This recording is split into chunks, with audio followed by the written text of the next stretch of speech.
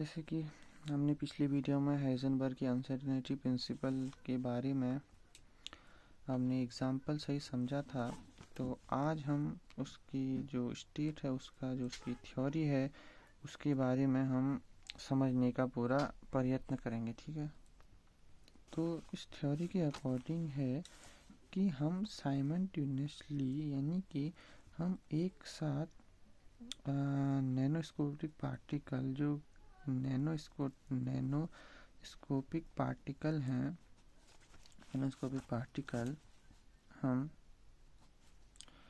एक साथ simultaneously momentum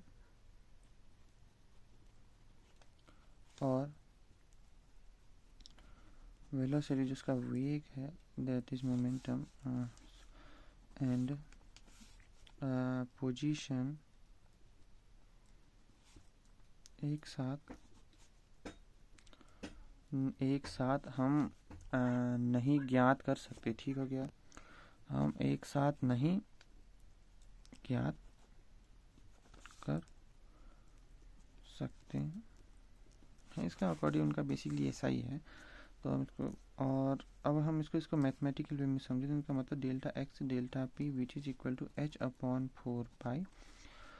और हम ये तो एक इक्वेशन हो जाएगी जिसको हम बना देते हैं। दूसरा हम जानते हैं कि delta X into delta P is equal to होता है m डेल्टा वी, यानी कि मास होता है वो मोमेंटम मास इंटू वेलोसिटी होता है। तो यानी कि डेल्टा एक्स इंटू हो जाएगा m delta V which is h/4 pi. Further भी लिख सकते हैं कि m delta X and delta V which is equal to h/4 pi. ये हमारे पास एक दूसरी इक्वेशन होगी। तो ये दोनों इसको हाइजेनबर्ग की अनिश्चितता सिद्धांत को दर्शाते हैं, और ये हमने वेव के बारे में बताया था, सॉरी।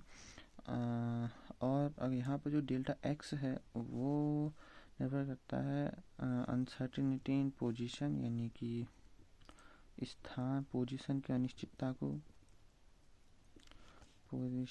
अनिश्चितता को,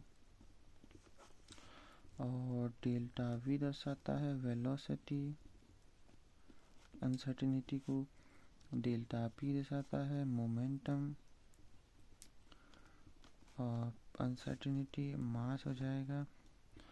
जो नैनोस्कोपिक पार्टिकल हैं उनका मास, जो भी बहुत छोटे छोटे पार्टिकल उनका मास, और एच हमारे पास प्लांक कांस्टेंट जहाँ पर 6.6262 इंटू 10⁻⁻34 जूल पर सेकेंड, 4 पाई तो आपको पता ही है। और ये हमारे पास टोटल बन गया। और यहाँ से हम देख सकते हैं जो कि डेल्टा एक्स डेल्टा पी बराबर h/4 पाई है। फॉर एग्जांपल इसको मैं k मान लेता हूँ, तो delta X delta P which is become k, delta x बराबर हो जाएगा k/डेल्टा पी। हम देख सकते हैं कि डेल्टा एक्स बराबर फॉर एग्जांपल दिस 1/डेल्टा पी टाइम्स k, मतलब हम दोनों की मीन है। डेल्टा एक्स बराबर 1/डेल्टा पी, इसका मतलब कि डेल्टा एक्स प्रोपोर्शनली है, इन्वर्सली प्रोपोर्शनल डेल्टा पी के, और वाइसी वर्सा, मतलब दोनों तरफ से संबंध परस्पर है। तो यानी कि डेल्टा एक्स और प्रोपोर्शनल डेल्टा पी इन्वर्सली, ये यहाँ से हमें मिलता है। ऐसे हम वी के लिए भी देख सकते हैं कि वेलोसिटी उसके लिए। तो ये होता है हमारा हाइजेनबर्ग का अनसर्टेनिटी कंप्लीट, जो हमने थ्योरी से समझा। इस और अब हम नेक्स्ट वीडियो में इससे संबंधित कुछ क्वेश्चन को हम करने का प्रयत्न करेंगे, ताकि हमें समझने में आसानी हो, हम इसको बेहतर तरीके से समझ सकें। तो मिलते हैं अब अगली वीडियो में।